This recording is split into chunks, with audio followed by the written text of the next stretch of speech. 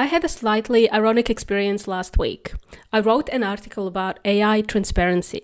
I disclosed that I had used AI to assist me in researching and drafting it. And the article was rejected because I had used AI.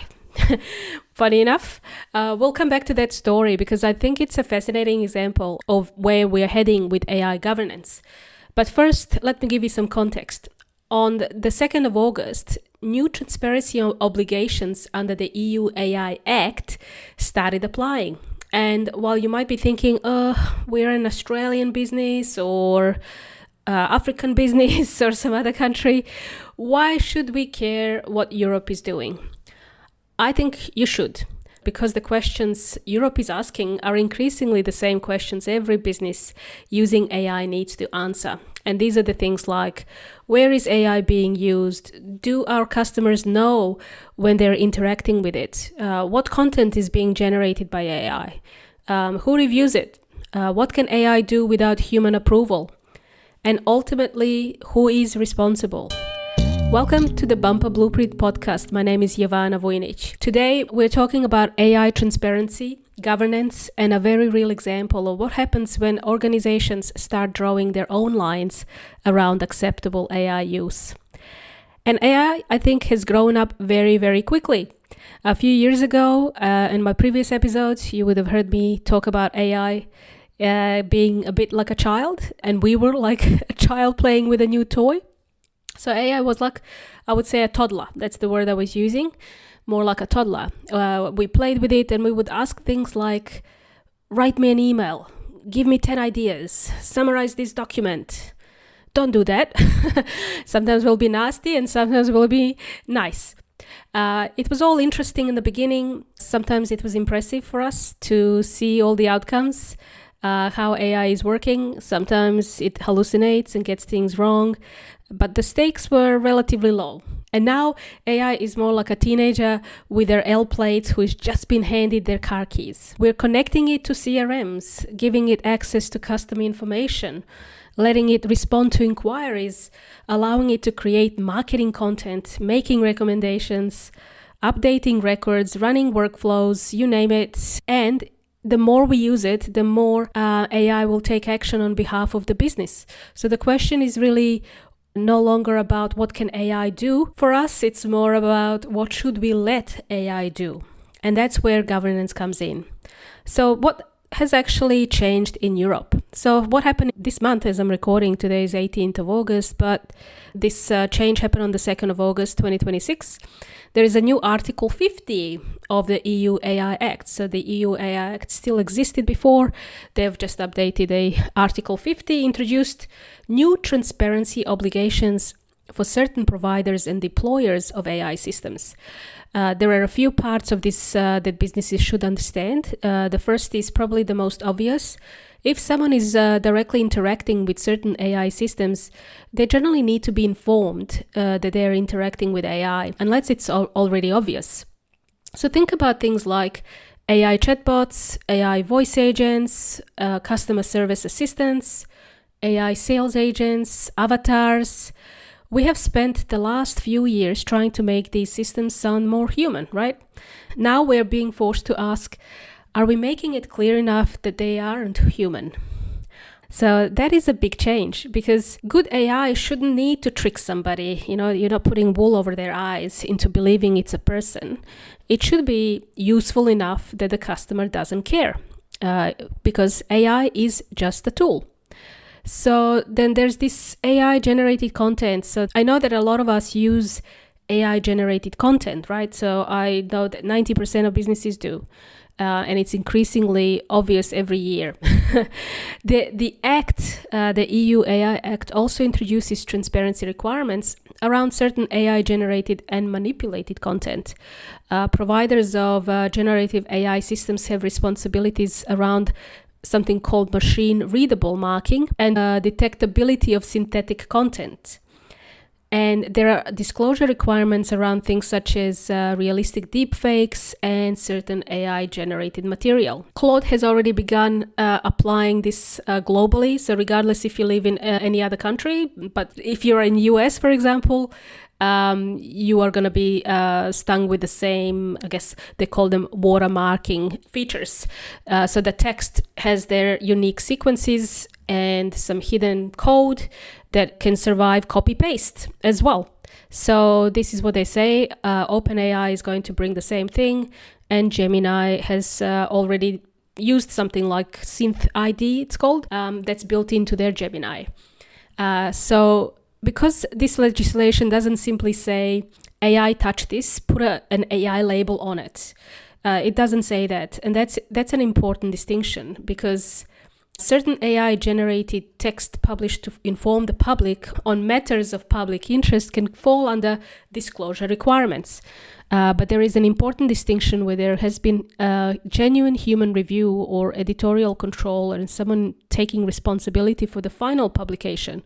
And I think that's going to become a very, very important distinction going forward, because there's a huge difference between AI writes something and automatically publishes it versus AI assists a person who questions it, edits it, fact checks it, changes it, and ultimately decides whether they're prepared to put their name against it. So the first is automated publishing. The second is AI-assisted work with human accountability, which brings me to my own little case study, the article that got rejected for using AI. Some of you may know that years ago I was a regular contributor to Smart Company, which is a very, I guess, popular publication here in Australia for small businesses. So when these new EU transparency rules came into effect, I thought this would make a great Smart Company article. I haven't pitched in like 5 years. In fact, there was a nice connection to something I'd written for them 5 years earlier. Back then, I wrote about Apple's mail privacy protection. You know, that was a massive impact for email marketers, because your emails are suddenly going to be not opened by Apple, or 100% opened by Apple, not opened by humans, and not even displayed unless somebody clicks on expand this email or something. So that was a massive impact on email marketers. But also GDPR. I also talked about GDPR, which was back in 2018. So the issue then was technology tracking people. That was a big issue. And 5 years later, we're now talking about technology that is talking to people, creating things and acting on behalf of businesses. And how times have changed, really. So I wrote the new article around that idea. What Europe is doing, why Australian businesses should pay attention, what businesses should start doing now to prepare. And because this article was literally about AI transparency, I thought I'd practice what I was preaching. So when I submitted, I disclosed that I had used AI to assist with the article. I had researched everything, I reviewed the sources, changed the argument, edited the draft, I fact-checked it, and I was taking responsibility for the final article. My name was going to be on it. But AI had assisted me. I can't, not say that. The submission was rejected because of that AI involvement. Now I am not telling the story to have a swipe at Smart Company. Every publication is entitled to set its own editorial standards. And that's actually why I find the example so interesting, because this is AI governance happening in real life. Smart Company's publicly available terms say that AI use in content creation must be disclosed to the editor, and that published AI-generated material will be identified with an editorial note. In my case, the editorial decision was actually stricter. AI assistance meant the article wasn't accepted at all. It was a hard line. They had a hard line policy. So that didn't match the website. I don't know if that was on purpose to catch people for not disclosing or whatever, but that raised a question, an interesting question for me. Is a blanket AI ban actually good governance? Because what are we trying to prevent here? We're trying to prevent low-quality AI slop? Absolutely. We all have seen this online. Made up sources? Yep. Fake quotes? Definitely. Articles produced entirely by AI and submitted under someone's name as if they wrote them? Fair enough. That could be an issue. But what about AI assistance? This is like using spell check in your Word document. What about using AI to challenge your argument, research, brainstorm, structure, proofread? At what point does AI assistance become unacceptable? And where exactly is the line? Because we're rapidly heading towards a world where AI is embedded inside Word documents. I have it in Google Workspace, CRM systems, search engines, marketing platforms, inside email. Gemini always gives you, can I write this email for you? Sure. Summarize this email for me. I always use that feature. Inside almost every piece of software, we're actually going to be using and seeing AI. So simply asking, did you use AI, may eventually become about as useful as asking, did you use the internet today? This is how widely used AI will become. If you are thinking about governance, the better question may be, how did you use AI and where did human responsibility remain? And there's another problem I see with the zero tolerance policies that many journalists and many publications will have that have adopted. Transparency only works when you make it safe for people to be transparent. So think about the incentive created by a blanket ban.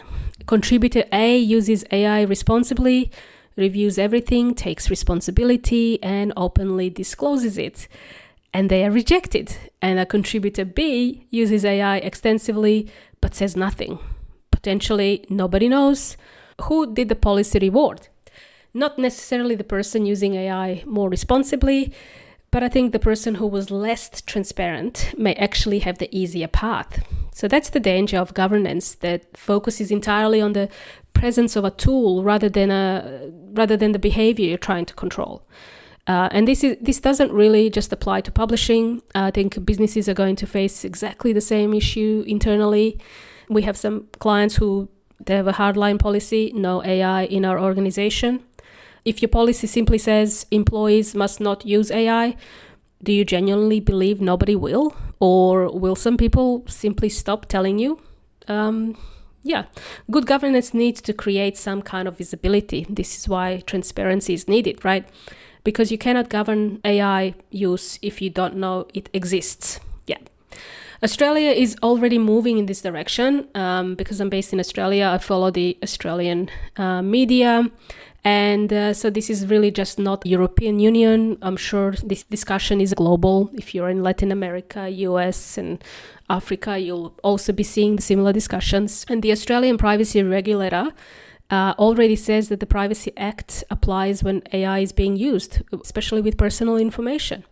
Australian consumers are also telling us that they expect this. They've actually done research here, and it said that 79% of Australians said being informed when AI is being used was actually very, very important for them.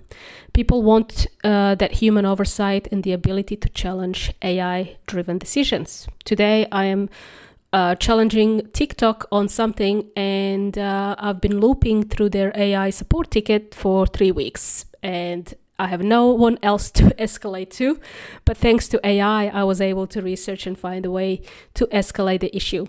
So you can see how easily you can be frustrated if there is no human oversight, right?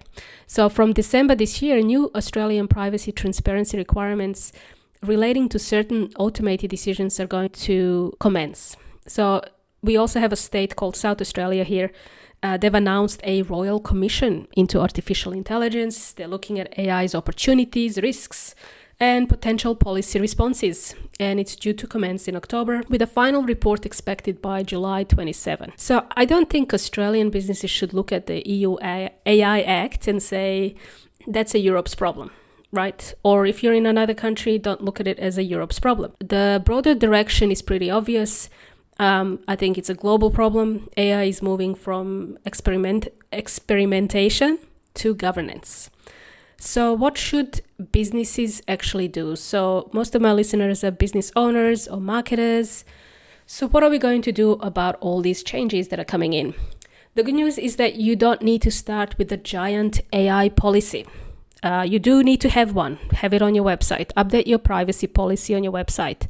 But definitely start with visibility and ask yourself, where are we using AI? Which employees are using it? Which contractors are using it? What information are we putting into these tools? What customer data can they access? Where is AI talking directly to customers? Do those customers know they're interacting with AI? What can AI do automatically? Can it update a CRM, send communications, change customer information, make financial decisions? Where do we require human approval? And what content does AI produce? Who checks this content? And finally, ask who is accountable. Those questions are governance questions. Not some kind of a 50-page document that is sitting in a folder that nobody has opened since induction. So governance is the decisions you build into the way the system actually works. So what is the difference between AI assisted versus AI autonomous? And this is perhaps the biggest takeaway from my rejected article. I don't think the useful dividing line is simply human or AI. Or human versus AI, I should say. A much more useful spectrum is AI assists, AI recommends, AI drafts, AI acts with approval, AI acts autonomously. Those are very different levels of risk. So if you think about if AI drafts an email and a human approves it, that's one thing. If an AI agent can automatically email 10,000 customers, that's another. If AI recommends a refund and somebody approves it, that was in one of my previous episodes about AI ethics. I recorded this last year, not the sexiest thing to talk about, but now here we are, 12 months later, this is now a big issue. This is a topic. So if AI recommends a refund, somebody approves it, that's one level of authority there that you're handing over power to some tool to run your business. And yeah, governance should reflect those differences. The question should now be that you're asking yourself, what are we comfortable allowing AI to do? So as you can see, AI is growing up. We're well past the stage of sitting around and saying, wow, look what ChatGPT can do. What is this ChatGPT? We're putting AI inside real businesses, giving it real data, allowing it to interact with real customers and giving it real authority. So you could say Europe's new transparency rules are one sign of what comes next. Australia's privacy reforms, consumer expectations, and now South Australia's Royal Commission are other signs. And strangely enough, having my own AI transparency article rejected because I disclosed using AI to assist with it gave me another sign. Organizations are beginning to draw their lines. Some will be very conservative, some will move quickly, some will get those decisions wrong and adjust them later. That's normal. But I think the businesses that handle this best won't be the ones with the biggest AI policy. They'll be the ones that can clearly answer questions like, where are we using AI? What is it allowed to do?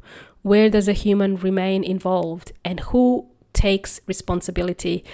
Because AI governance isn't really about stopping AI. We can't stop AI. That train is now speeding too fast. AI momentum is there. It's about making deliberate decisions about how we use it. And perhaps that's the biggest sign that AI is growing up, because now we're finally starting to give it some boundaries. We can ground this little teenager. Thanks for listening to the Bumper Blueprint podcast. If this episode has made you think about where AI is already operating inside your business, start there. Map it, understand it, then decide what should happen next. And I'll see you in the next episode. By the way, disclaimer, I am not a lawyer or a legal advisor, so this episode is for general information and discussion only. So you shouldn't take this as legal advice, but I am talking about it because I haven't seen many people talk about it, how they can apply it in their business. That's something that we have to start implementing and be front of mind as we increasingly start using AI in our businesses. I'll see you in the next episode, and now let's go back to the future.